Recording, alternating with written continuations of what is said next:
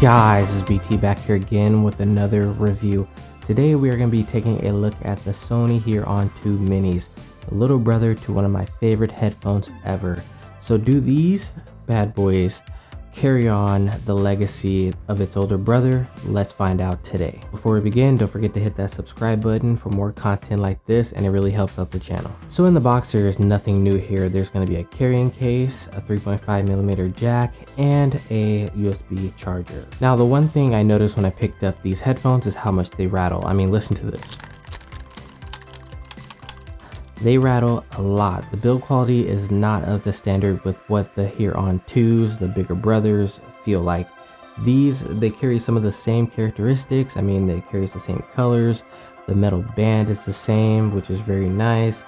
The headband is very comfortable at the top. The cushion, the faux leather is great on the ear cups. The same material, but there's something that they took away from this that makes it less solid.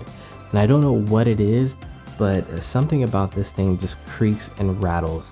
And that's one thing that I will give to the Beats Solo 3s, is that even though it's a step down, they still keep the same hinges and they still keep the same build quality that the rest of the Beats products have. With this, I feel like they downgraded it so much that it kind of made the product a little bit bad for build quality. So Sony, bring it back a little bit, you know, put more build quality into these headphones so that they last, and I think you'll be okay. Moving on, of course, they have taken out the touch controls, which was another big thing from the Sony H.ear. I mean, I kind of didn't expect them to keep it, but it would have been nice here.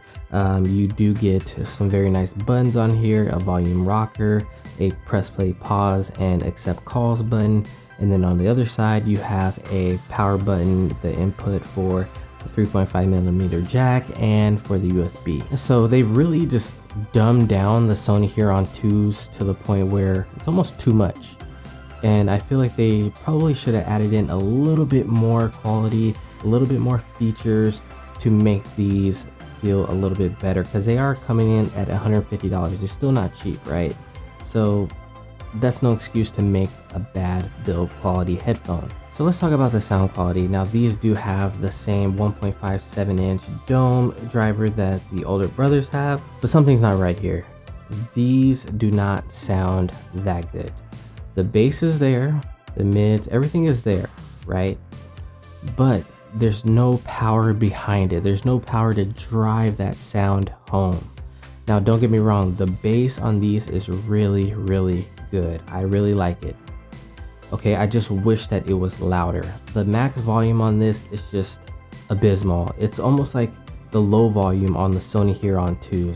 So for some reason, there's no power being brought to these headphones to make them what they should be. It's like they're being held back by Sony for some reason. Like they didn't put enough electronics in here to drive them properly. Now when I plugged them into my DAC amp, they actually sounded really, really good, which leads me to believe that yeah, Sony, you need to work on the Bluetooth connection for these headphones. That being said, these do sound good with like rap. They do sound good with vocal music.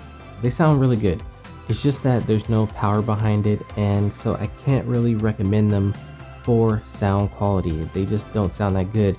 I mean, they have the DSEE, which upscales the low quality music up into a high quality music file, but still, like, the power is just not there. So recently I think I've reviewed the TrebLab Z2s, and I think those even sound better for a third of the cost of these. So Sony, what are you doing? So I know the next question that people are going to ask me is, how do these sound compared to the Solo 3s? And you know what, the Solo 3s blow these out of the water. The Solo 3s sound great, okay? I don't care what you guys say. I don't care what you Beats haters say. The Solo 3s sound great. Yeah, I said it. With that being said, the call quality sounds good. The battery life is at 24 hours, which is really good. Everything is here except for the power. And they stripped away what made the Sony H.ear great. I mean, they still have the app where you can change the song profiles, create your own, adjust the surround sound, but the power just isn't there to drive these home. The power isn't there to make these what they should be and live up to the Sony quality. So Sony, go back to the drawing board. The H800s, they need work. Okay, in the second version of these things, I want to hear some power. Okay, I want to hear some power, Sony. So make it happen. And yeah, that's gonna be it for this review. If I were you guys, there are plenty of other headphones that are cheaper, that sound and have more power than these, so skip them. Alright guys, so thank you guys for watching. Don't forget to hit that subscribe button if you haven't already. Like the video if you learned something today, and also too, drop me a comment, leave me a comment, and I will be sure to answer your questions. Alright guys, so I will see you guys in the next video. Peace.